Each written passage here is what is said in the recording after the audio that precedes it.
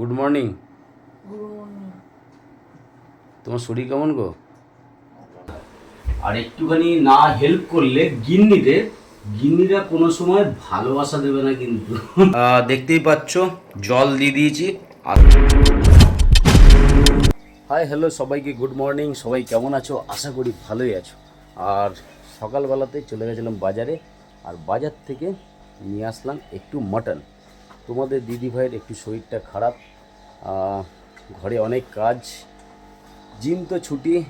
আর চলো ঘরে যাই, সারাদিন কি করি না করি সাথে থাকো, দেখতে থাকো। আর এদিকে তোমাদের দিদিভাই শুয়ে আছে।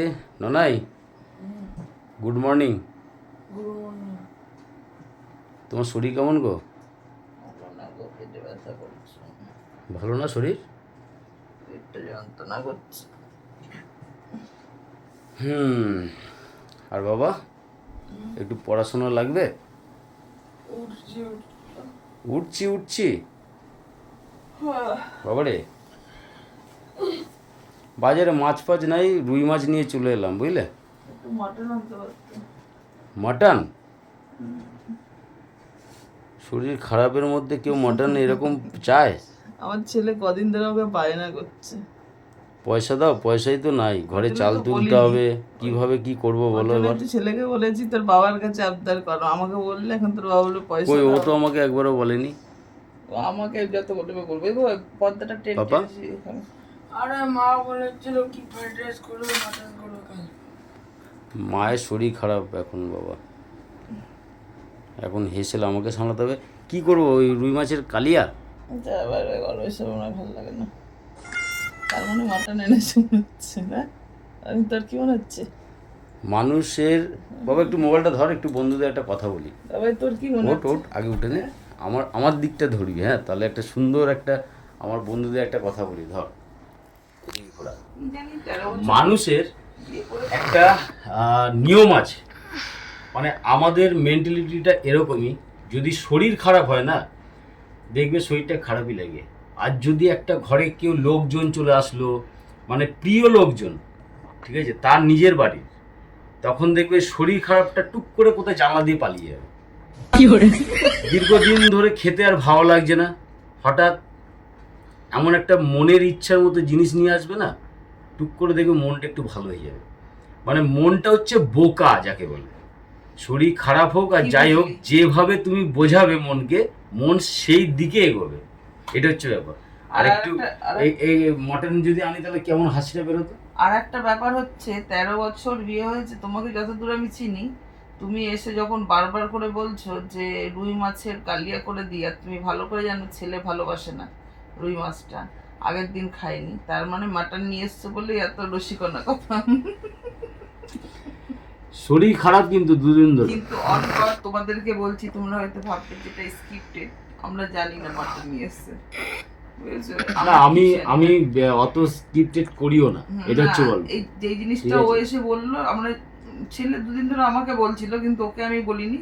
ও বলছে কালকে বলবো কি বাবা, দেখছি 2000 টাকা এটিএম দিকে তুলে বলছে পয়সা করি নেই, শেষ হয়ে যাচ্ছে, তাই আর বাবাকে বলতে পারলাম না। সত্যি এই মাসে চাপ দেখো, চাল তুলতে হবে, ঠিক আছে, চালের স্যাম্পেলও আজকে নিয়ে এসেছি, আগে আমরা চালটা খেয়ে দেখি। মানে আমার ছেলে বাবার কষ্ট বুঝবে কিন্তু মায়ের কষ্ট বুঝবে না, তুমি খাও। চালটা খেয়ে আগে টেস্ট করে দেখি, 1 কিলো 2 কিলো মতো নিয়ে এসে তারপরে চালের বস্তাটা তুলে 2-3 বস্তা। গরমকাল তো, এখন হুট করে তুলে নিল 2-3 বস্তা চাল, তারপর দেখা গেল ভাবছি ওই কম করে তুলবো এবারে, ঠিক আছে, এবার উপায় নেই, যাই হোক। দেখা যাক। অনেক বাজলো, কালকে রাতে শরীরটা আমারও খুব খারাপ ছিল। হ্যাঁ, খাইনি, ঘুমিয়ে গেছে। আর সেই তরকারি মনে হয় রয়েছে না, ডিমের তরকারি, চলো সেই সমস্ত দিয়ে খেয়ে থাকি। আর আজকে আমি দেখো এবার জিমে যাওনি? আজ জিম ছুটি তো। ওটার জন্য ছুটি? হ্যাঁ, রেজাল্টের জন্য। চলো যাই হবে না কেন, যেটাই হবে না কেন, ভোটের রেজাল্ট বেটার দানই হবে, তাই না? মেন কিছুই না, দেখো পার্টি পলিসি ইনভলভ আমি নেই। যেটা আমার সন্তান ভালোভাবে ভবিষ্যৎটা চলতে পারবে, সেদিকে ভালোবাসা সবারই থাকে, আমারও আছে। এই হচ্ছে গল্প, দেখা যাক কি হয় রেজাল্ট। আচ্ছা, কি খাবে বললো না তো? ভাত আর মাটন। মানে মাটন বুঝে নিয়েছে মানে শরীর খারাপ অবস্থা, দাঁত বেরোচ্ছে, মটনের নাম শুনে, বুঝতে পারলে তো? এটা হচ্ছে ওই যে তুমি কিন্তু মটন রান্না করে আচ্ছা শোনো, আমি স্বীকার করে নিলাম আমি মটন নিয়ে এসেছি, ঠিক আছে, কিন্তু একটা জিনিস আমি রিচ করে করব না, ঠিক আছে, পাতলা ঝোল করে পাতলা ঝোল করবো আজকে, ঠিক আছে বাবা? অল্প মশলা দিয়ে। তাই হোক বাবা। কি বাবা? mutton তো কি হচ্ছে। বলছিস? আমার ছেলে বলছে মাটন তো হচ্ছে বাবা, তাই হোক।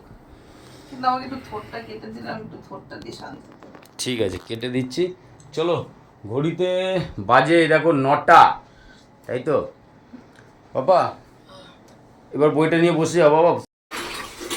চলো, কালকে রাতের এঁটো বাসন একটু ধুয়ে নি।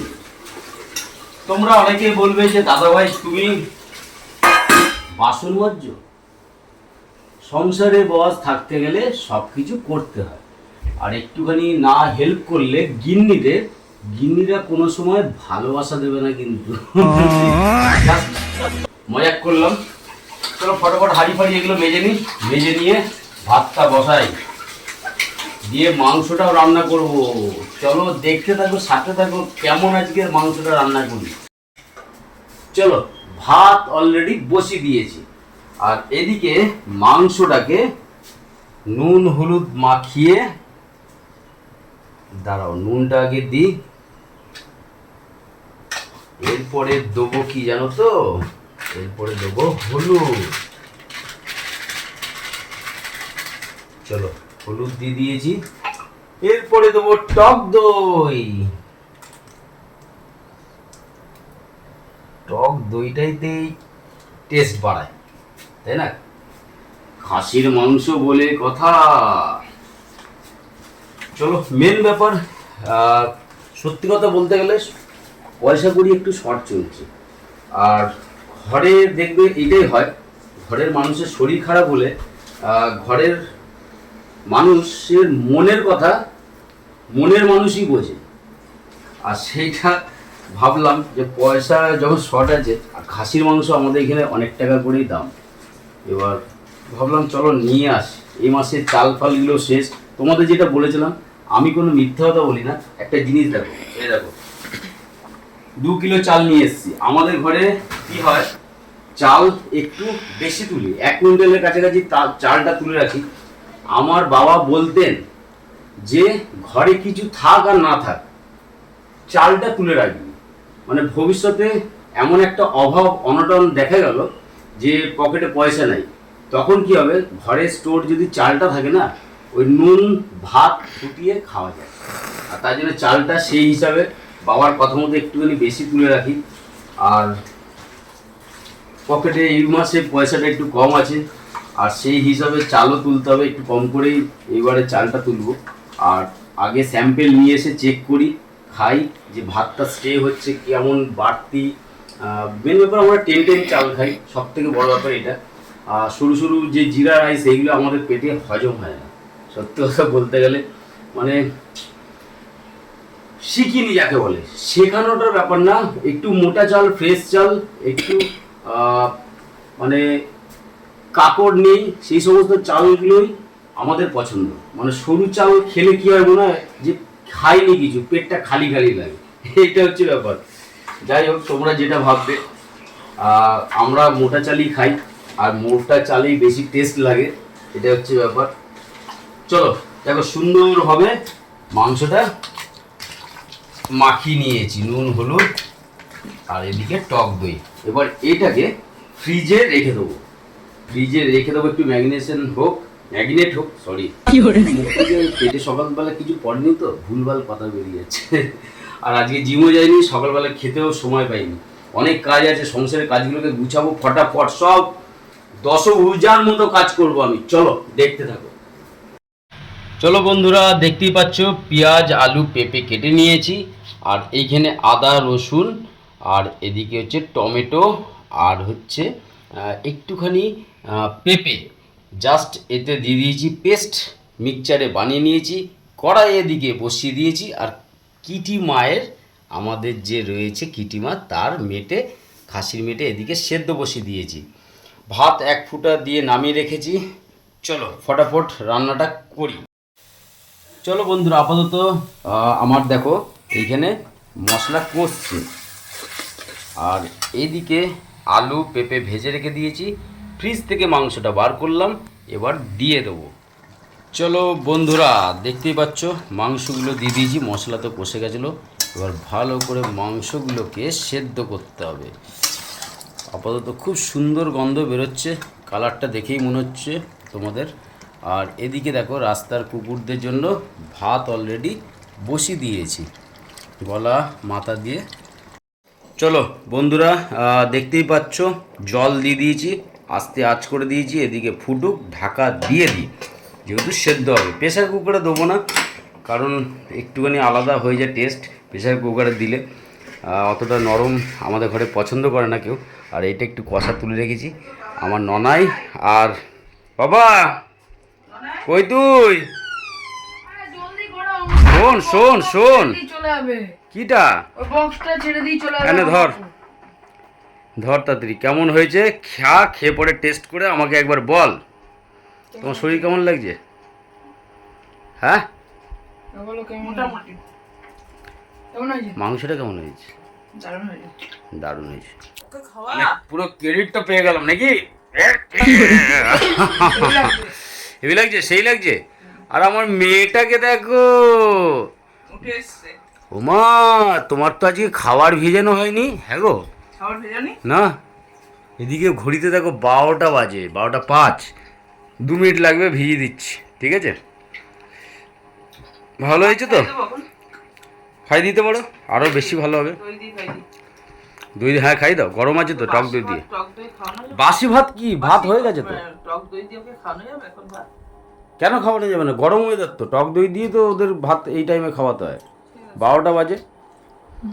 নে বাবা, দাও। তুমি আমাকে দিলি কেন বিছানার মধ্যে? নে। খেয়ে নে বাবা, ভালো হয়েছে তো বাবা? চলো ফটাফট কাজগুলো কমপ্লিট করি।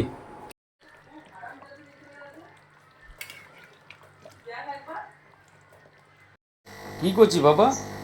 এই যে বাচ্চাগুলোকে তুললাম উপরে, আর অনেকগুলো কই বাচ্চা কই? এইখানে। এর ভিতরে ঢুকেছিস?